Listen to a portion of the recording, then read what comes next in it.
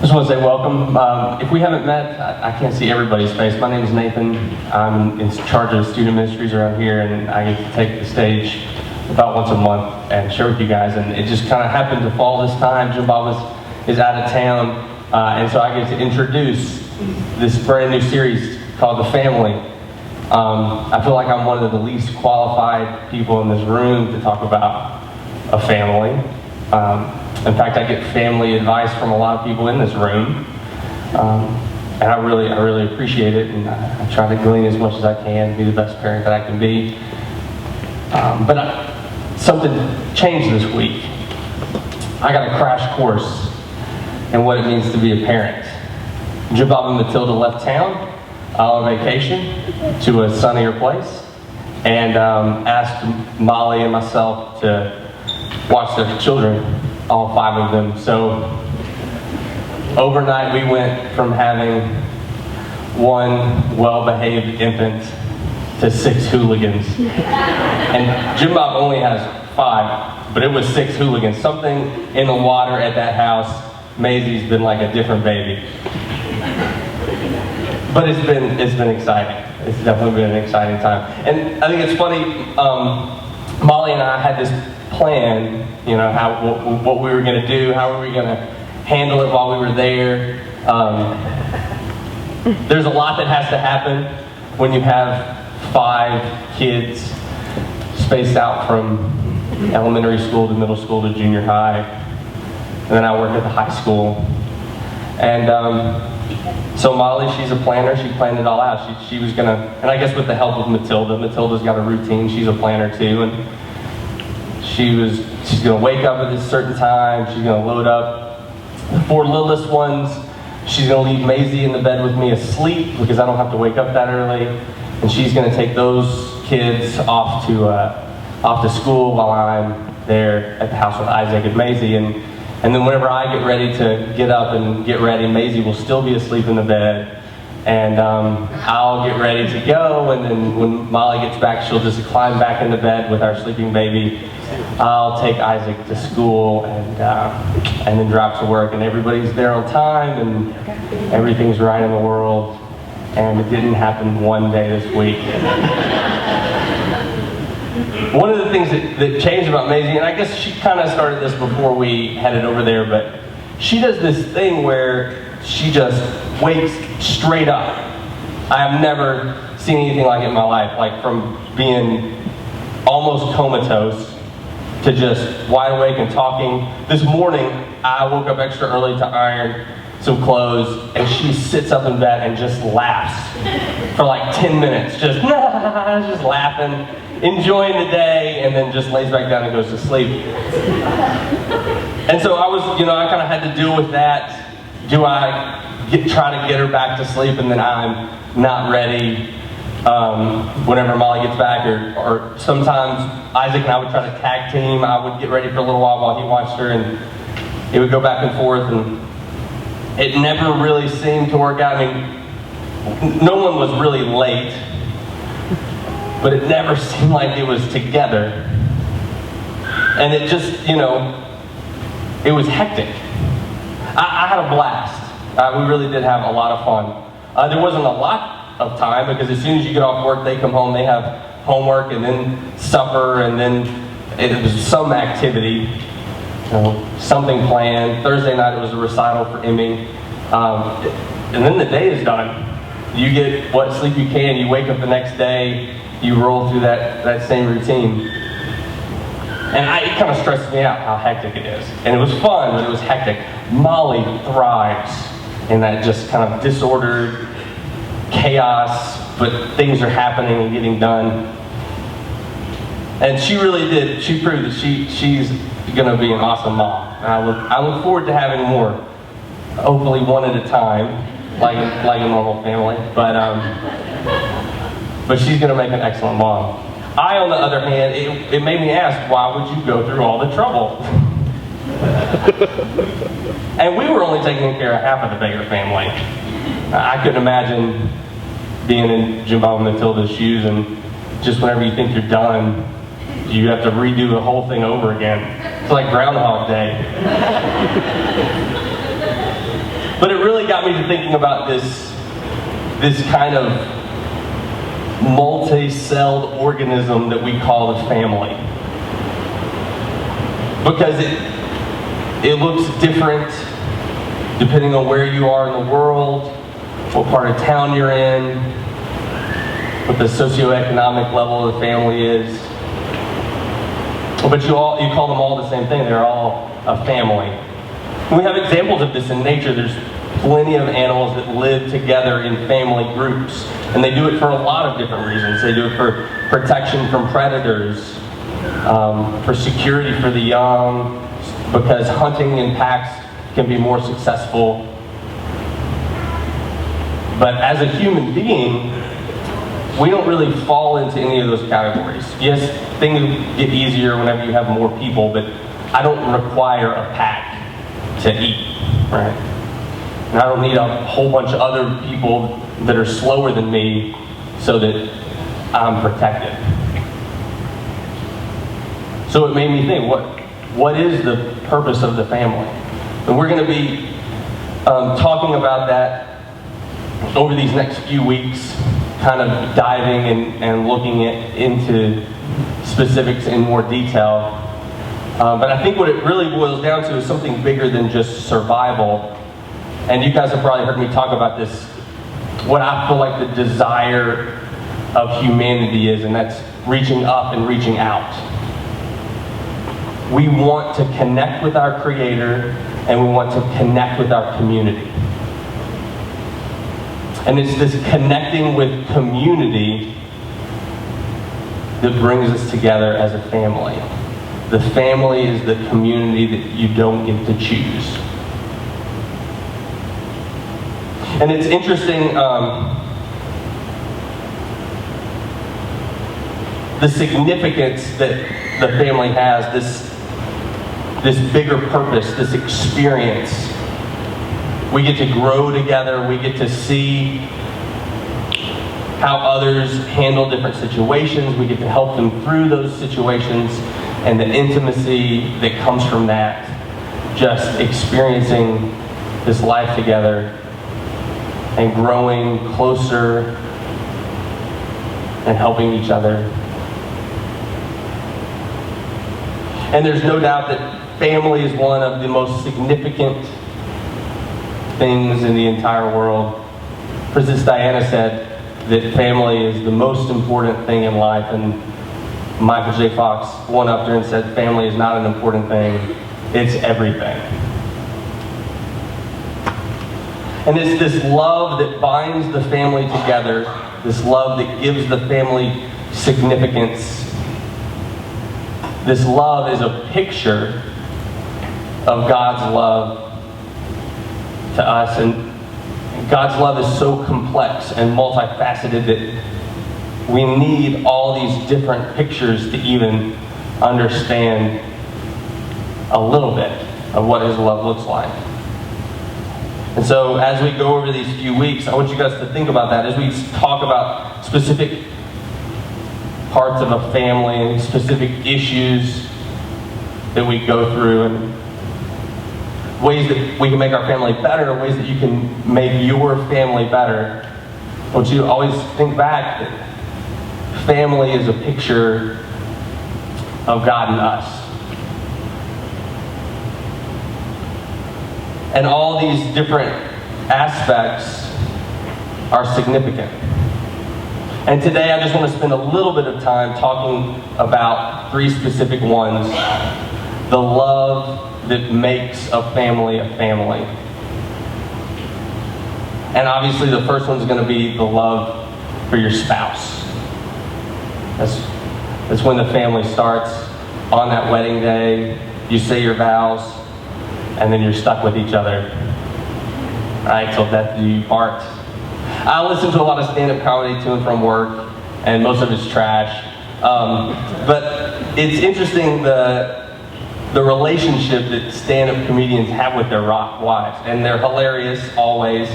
And but if you really think about them, they have very, very unhealthy relationships. And I just have a few quotes. Jeff Foxworthy said, "Now it's true that I married my wife for her looks, but not the one she's been giving me lately." And Bill Engvall says, that's why dogs are man's best friend, because guys want buddies that are dumber than they are. So do women, but they've already got men. And I understand, I joke a lot, I'm a little bit chauvinistic, hopefully comedically, I have very, very much respect for my wife, and in many ways she's stronger than I am. But I kind of play that card sometimes. And I've been joking with some people this week that the text that I was going to use for my sermon today was from Judges 16. Tempted him with her nagging day after day until he was sick to death of it. That's in the Bible, Judges 16:16. Sick to death of it. Now, if you're familiar with Judges, you might have picked out which story this is. This is Samson and Delilah. A perfect example of how not to live your life. Samson was a judge, somebody that God sent as a deliverer, but he didn't look like any of the other judges. He was a Nazarite, which means he didn't cut his hair and he didn't drink, but he acted drunk all the time, making all kind of bad decisions. And he ended up with this woman, Delilah. And they were only interested in what they could take from the relationship, what they could gain from it. And Delilah wanted to know what gave Samson his strength, because he was extremely strong. And so day after day, she asked him and asked him and asked him. Nagging and nagging and nagging. And eventually he caved in. But he wasn't a victim by any means. And it really made me think about the way a lot of times we treat our marriages. We continually look at what we can get from them and get from them and get from them. And as soon as you can't get anything else, there's no reason to stay together. That's why you're in the relationship. And so we see that in the world around us. The fact that the divorce rate's so high. You hear 50% thrown out there a lot. I don't know how accurate that is. But the fact that in the Christian community, I understand we make mistakes, but in the Christian community, you don't see much difference in the divorce rate. Speaks of a selfishness and a take mentality. And that's not what God desires between a man and a woman. Paul, a famous bachelor, gave one of the best descriptions of a husband and wife's relationship in his letter to the Ephesians. It's in chapter 5. It says, "For wives, this means submit to your husbands as to the Lord. For a husband is the head of his wife, as Christ is the head of the church. He is the Savior of his body, the church. As the church submits to Christ, so you wives should submit to your husbands in everything. For husbands, this means love your wives, just as Christ loved the church. He gave up his life for her to make her holy and clean, washed by the cleansing of God's word. He did this to present her to himself as a glorious church, without a spot or wrinkle or any other blemish. Instead, she will be holy and without fault. In the same way, husbands ought to love their wives as they love their own bodies. For a man who loves his wife actually shows love for himself. No one hates his own body, but feeds and cares for it, just as Christ cares for the church, as we are members of his body. As the scripture said, a man leaves his father and mother and is joined to his wife, and the two are united into one. This is a great mystery, but it is an illustration of the way Christ and the church are one. So again I say, each man must love his wife as he loves himself, and the wife must respect her husband." The Bible gives us this beautifully described exposition of marriage and what it's supposed to be. This mutual affection, right? Both are giving and only giving. One love, one respect. And I want to point out, it's not in my nature to love Molly. I love her with all my heart, but it's not in my nature. And it's not in her nature to respect me. It's something that you have to work at. And sometimes it's easy and sometimes it's difficult. But we live in a fallen and messed up world, and that's just what has to happen. And this is supposed to last forever, this relationship. Jesus said, what God brings together, let not man separate. That's quoted a lot at weddings. And it's funny, there's power in this relationship between the spouses. I'm not saying that a family has to have two parents. My aunt raised her kids alone, and they grew up to be awesome men and women of God. And I understand families look very, very different. But having two people living together as the head of the house, that's God's desire for the family. And there's power in that. And it's not just something that we can stand up on Sundays and talk about. I have an example. J.D. Unwin was a professor at Cambridge University, and he did some research on marriage in the early 1930s. He went around to different cultures and just kind of took a survey of how advanced they were and how they treated marriage in their culture. And he was not religious, and he didn't have any bias going into it. It was just a research project. And he came up with some surprising conclusions.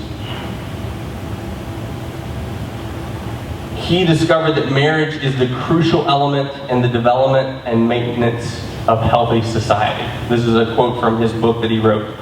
The whole of human history does not contain a single instance of a group becoming civilized unless it has been completely monogamous. Nor is there any example of a group retaining its culture after it has adopted less rigorous customs.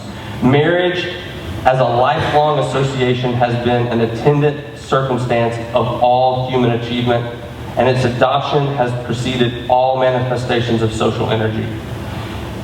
Indissoluble monogamy must be regarded as the mainspring of all social activity, a necessary condition of human development. He went around to all these cultures, and he found the one thing that was in common when they made the jump from being like hunter-gatherers to what was classified as civilized. They developed monogamous relationships. And there's power in that, to have that example in the family. But in our society, we like the latest models, right? We line up outside the Apple store the day that the new phone's released, because our phone's already thrown away and we need the newest one. We lease our cars so that we can get a new one in a year or two. And I'm not pointing any fingers, I do the same thing. Culture has changed a lot. We live in a time where it's easy to buy something inexpensive, and when it breaks, you just buy something else. And that slowly corrodes the way we think about life. In the early 1900s, if you bought something, you had that thing for life. I remember visiting my dad's parents, my grandmother and grandfather. They had this old-timey house, and in the very back room of the house is where my great-grandfather used to live. And after he passed away, it became almost like a room for hoarders. The rest of their house was pristine, but that room was full of just trinkets and things from like the turn of the century, typewriters and old lamps and weed eaters and just like crazy things. It was like an archaeological dig every time we went back there. And all this stuff still worked. It was insane. And now you buy something just a few weeks later, it's broken or something better comes out. We can't treat our relationships that way. What Paul's saying in his letter to Ephesians, we need to treat our marriage like we do our body. This is it. This is the only one I get. And if I live that way, I'll be happy. If I don't, I'll just be fat and miserable and like the majority of America, which I kind of fall into.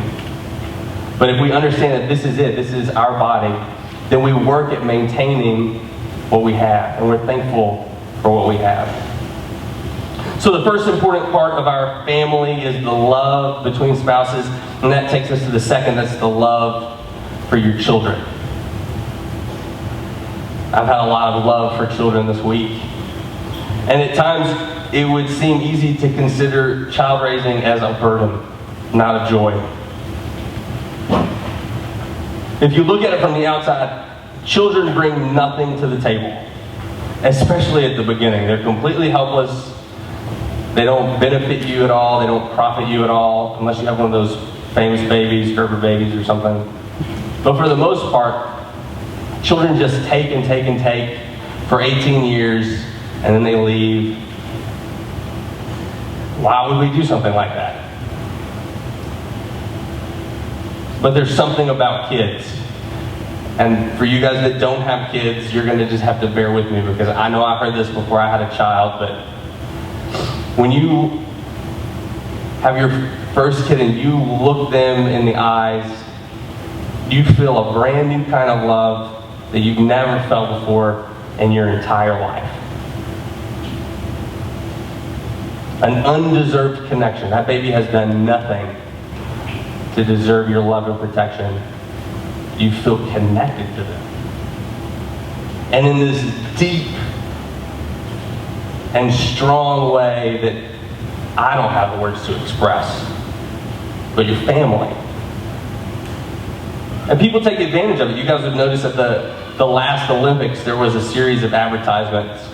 Procter & Gamble, they had some commercials where moms were carting their kids around to practice and icing down their injuries and picking them up when they fell over, and then the moms watching their kid at the Olympics. And Procter & Gamble, proud sponsors of moms. And I mean, it was much more touching, the commercial was, but you guys remember, I can't retell it very well. And TD Ameritrade, they had their ad where the shots kind of counted backwards from competing in the Olympics to practicing, the preliminaries to training, and just kept going back and back until that first time they were skating or first time they were skiing with their mom and their dad. And their slogan was, behind every big moment there are lots of small ones. And it's insane for me to think that I'm eternally connected with Maisie. I met Molly 7 years ago, a little over 7 years ago. She can still, after 7 years, she can tell me stories about her life that I've never, didn't know about. Places that she's been that I didn't know about, things that she's done I didn't know about. But to think that for the rest of Maisie's life, I'll be there for all the big events. I'll be there as she continues to develop her personality. I'll be there for her sports game. We're eternally connected. And it just blows my mind. But kids are a blessing. And the psalmist tells us in Psalms 127, don't you see the children are God's best gift? The fruit of the womb is generous legacy. Like a warrior's fist full of arrows are the children of a vigorous youth. Oh, how blessed are the parents with your quivers full of children. Your enemies don't stand a chance against you. You'll sweep them right off your doorstep. Children are God's best gift. And if you really want to be blessed and you have a lot of kids, whatever quiver full means to you, the Duggars cite this and they say their quiver was 19 or 20, I don't know. That's way too many kids for me, especially after this week. But what this is saying is, maybe you're not called to have 20 kids. Maybe you're just called to have a few. Maybe you can't have any of your own. Maybe you adopt. Maybe you spend time around other people's kids. Whatever that looks like, children are the best gift. So they don't belong to us, they belong to God. They're a gift from God to us. And it's our responsibility to raise them up. Right? A warrior needs a straight arrow that'll fly true. And maybe it's because of the increase in divorce rates.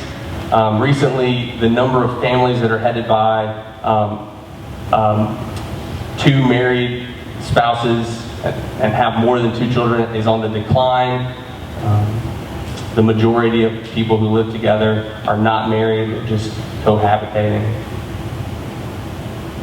Maybe that's why, but we have a serious issue with our youth. We have to take responsibility for it. They're our gift, they're our legacy. But just a few things from the CDC and the National Institute on Drug Abuse. 3 in 10 teen American girls will get pregnant at least once before age 20. And during the last 30 days, this is what blew my mind. During the last 30 days, 39% of high school students drank some amount of alcohol, and 24% rode with a driver who had been drinking. In 2013, more high school seniors regularly used marijuana than cigarettes. 22.7% smoked pot in the last month compared to 16.3% who smoked cigarettes. And by the 8th grade, 28% of adolescents have consumed alcohol, 15% have smoked cigarettes, and 16.5% have used marijuana. I know those are just numbers, but I work at a public school, and the majority of my kids are the ones who have fallen through the cracks. I understand there's a lot of really good families who really care about their kids, but there's kids out there just on their own. And they don't know how to do anything but make selfish decisions because their parents have only modeled making selfish decisions. And we see that the first important part of our family, the love between spouses, is plagued with selfishness and divorce. And the second important part, the love for our children, is plagued with selfishness and abuse. And the only solution to these problems is the third and most important part of the love of our family. We have the love of the spouse, the love for the children, and the love for Christ. Christ is the first and most important member of our family. And whenever I say family, he's definitely a member of the Walsh family, but we've been adopted. He died so that we could all be family. And I know that sounds cliche, but because he died on the cross, we're all related now. If you love me, obey my commandments. This is a basic if-then statement. In computer programming, you see these all the time. Whatever's after the if is the test, and whatever's after the then is the action. So those who say they love Jesus and they don't obey his commandments, there's not any real love there. But fortunately for us, I can't get it right? But this love has power.